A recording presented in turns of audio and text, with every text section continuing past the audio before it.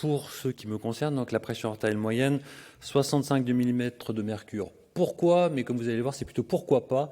Enfin, pourquoi pas 65 mm de mercure me concernant, et je vais essayer de vous convaincre que ça ne repose finalement sur pas grand-chose, cette histoire des 65 millions d'intérêt qui sont ce qu'ils sont, et en tout cas qui ne devraient pas interférer avec mon propos, je l'espère. Alors déjà, dans la pratique, on s'aperçoit de quoi?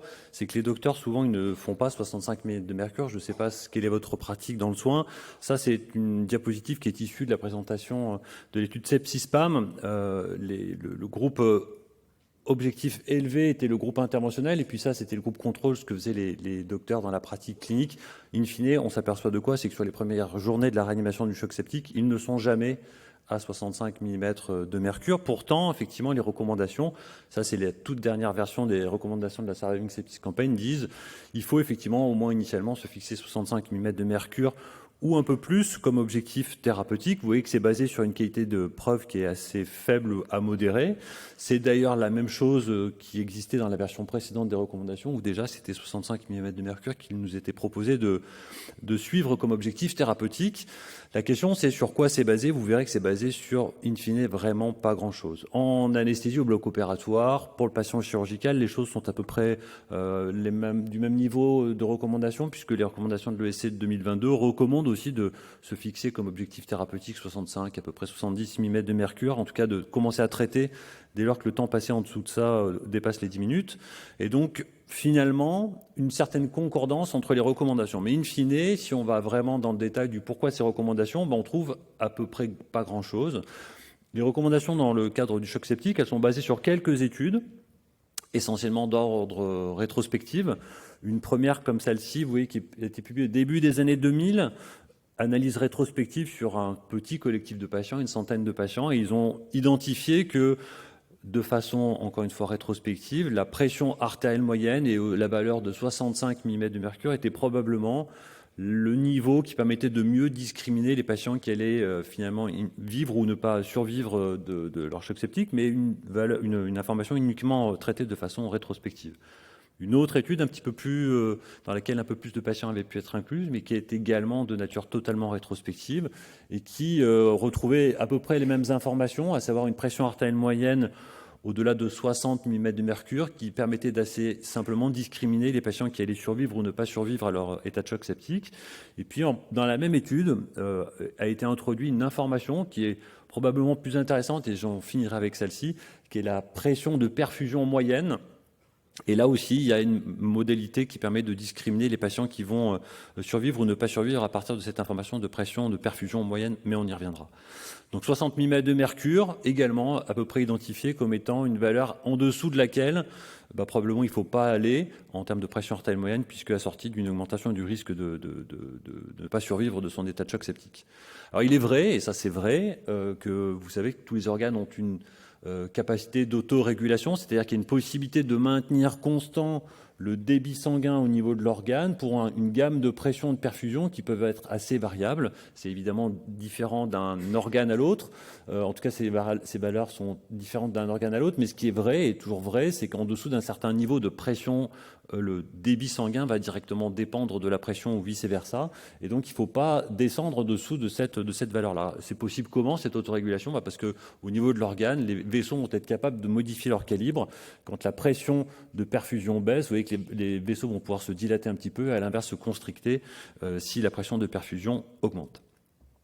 Alors, on en revient à l'étude Sepsispam, et effectivement, il y a quelques études qui se sont succédées, qui ont toutes démontré la même chose, en tout cas qu'il n'y avait probablement pas de bénéfice clinique à supranormaliser la pression, c'est-à-dire de vouloir monter au-delà de 65-70 mm de mercure, et donc on pourrait en conclure que de ne pas aller au-dessus s'il n'y a pas de bénéfice clinique. Effectivement, ça ne présente pas beaucoup d'intérêt. Effectivement, dans l'étude Sepsispam, une population de choc septique, de mettre la pression au-delà de 65-70, 80-85 en l'occurrence, ça n'a pas été montré comme étant assorti d'un bénéfice clinique sur la survie, en tout cas dans cette étude.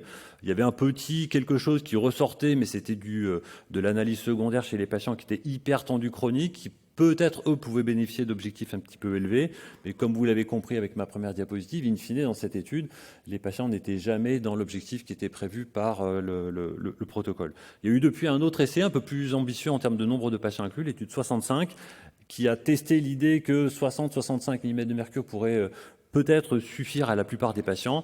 Encore une fois, il n'y avait pas eu de différence observée en termes de pronostic à vouloir en tout cas augmenter la pression au-delà de ces valeurs-là en utilisant des vasopresseurs qui étaient laissés dans le choix était laissé libre à la libre interprétation, appréciation du clinicien.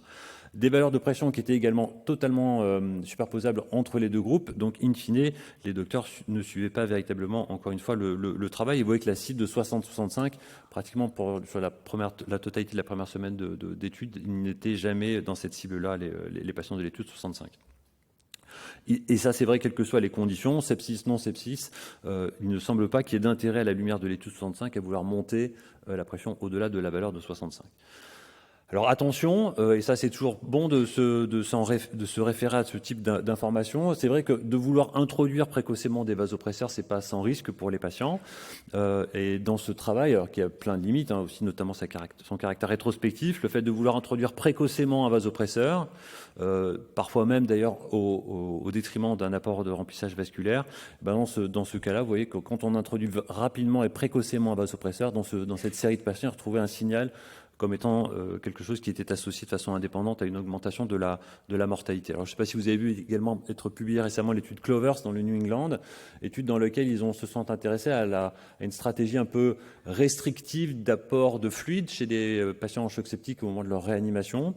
Et donc, ils utilisaient plutôt et plus précocement des vasopresseurs par rapport à ce qui était de la stratégie libérale. Encore une fois, introduire précocement des vasopresseurs sans faire de remplissage vasculaire en parallèle, simplement en rescue. Dans cette étude, en tout cas, ils n'ont pas montré que ça apportait un bénéfice aux patients. Donc, pas véritablement de logique à vouloir introduire le vasopresseur, encore une fois, en ciblant cette pression artérielle moyenne de 65 mm de mercure. Donc, in fine, on est un peu démunis, enfin, en tout cas, je suis un petit peu démuni, et ma proposition est d'en revenir à des choses qui sont peut-être plus difficile à mettre en place dans la pratique clinique, mais probablement plus logique, en se souvenant que l'organe, pour pouvoir être perfusé, il a besoin certes d'une pression artérielle moyenne, mais il faut également tenir compte des autres éléments qui conditionnent la pression de perfusion. Et la pression artérielle moyenne est qu'un seul des éléments, puisque vous voyez que ça fait intervenir notamment également la pression d'aval, et c'est finalement la différence entre l'amont et l'aval qui va conditionner ce qui est réellement de la pression de perfusion au niveau de l'organe. C'est vrai pour le rein, c'est vrai pour le cerveau, c'est vrai pour un certain nombre d'autres organes. Et donc, vous voyez, vous les voyez là, les différents organes, donc le rein, le foie, le cerveau, le cœur, bref, peu importe, font tous intervenir, pour en tout cas la plupart d'entre eux, la pression artérielle moyenne. Mais finalement, la pression de perfusion, elle est définie par la pression artérielle moyenne, mais pas uniquement par la pression artérielle moyenne. Et c'est encore une fois véritablement la différence entre l'amont et l'aval qui va conditionner la perfusion réellement de l'organe. Et donc, si on en revient à notre autorégulation et à la régulation du débit par la pression, enfin de la pression par le débit, ce qu'il y a de vrai, c'est qu'il y a une autorégulation qui est présente, mais qui est différente d'un organe à l'autre, avec des objectifs de pression qui vont être différents d'un organe à l'autre. Ce qui est vrai pour le foie ne le sera peut-être pas pour le rein, ce qui est vrai pour le cœur ne le sera peut-être pas pour l'intestin, et ainsi de suite. Et donc, vouloir se fixer un objectif unique de pression, finalement, risque d'exposer d'autres organes à des dommages dont on n'a pas véritablement besoin. Ça, c'est ce qu'il en est, par exemple, au niveau du cerveau. Vous voyez que la pression de perfusion cérébrale, et ça, j'apprends rien à personne, c'est la différence entre la pression artérielle moyenne et la pression intracrânienne. Effectivement, si on s'en tient à cette valeur, on a l'impression qu'au-dessous de 65 mm de mercure, on arrive dans cette phase d'interdépendance du flux, enfin, du débit sanguin à la pression. Mais in fine, quand on prend les valeurs individuelles de chaque patient, il y a une extrême hétérogénéité, et ce qui est vrai pour un patient ne le sera probablement pas pour l'autre. Et donc, encore une fois, vouloir se fixer un objectif unique de pression artérielle moyenne n'a pour moi absolument pas beaucoup de sens. Ce d'autant que ce qui est vrai chez un patient A peut ne pas l'être chez un patient B, et dans une condition A également être différente dans une condition B. Encore une fois, revenons à cette courbe d'autorégulation chez un patient sain. Patient hypertendu, il y a une petite déviation vers la droite, donc ça veut dire que le point de pression en dessous duquel le débit sanguin est directement dépendant que la pression est directement du débit sanguin est déplacée vers la droite, suggérant qu'il faudrait peut-être se fixer des objectifs de pression un petit peu plus élevés. Chez un patient placé en situation d'hypercapnie, la courbe elle est déplacée vers la gauche, ce qui veut dire que dans un cas il y a une tolérance à l'hypertension qui est pas bonne, dans l'autre elle est un petit peu meilleure, et donc tout ça mérite en tout cas que l'on individualise notre approche thérapeutique. Et donc comment on peut faire ça ? Certainement pas en choisissant 65 mm de mercure comme objectif unique pour tous les patients, et donc il va falloir tenir compte du contexte clinique bien sûr, et effectivement probablement de ce dont a besoin le patient et en raisonnant patient par patient.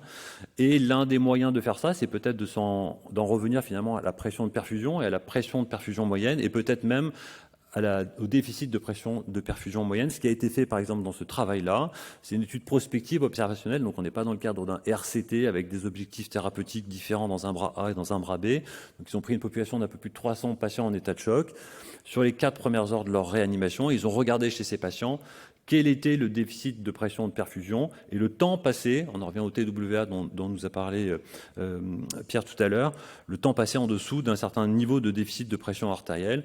Quand on regarde la valeur de 65 mm de mercure, de pression artérielle moyenne, ce qui nous est encore une fois recommandé par les recommandations de la Surviving Sepsis Campaign, il n'y a pas de relation entre la pression artérielle moyenne en dessous de 65 et le pronostic du patient, indépendamment d'un certain nombre de facteurs, d'âge, de sévérité et ainsi de suite. Le déficit de pression de perfusion, lui, en revanche, oui, et plus le déficit est important, plus le risque augmente. C'est évidemment le cas également en anesthésie, on va passer vite là-dessus, pour en venir à ma conclusion. Donc 65 mm de mercure, pourquoi ? C'est surtout pourquoi pas.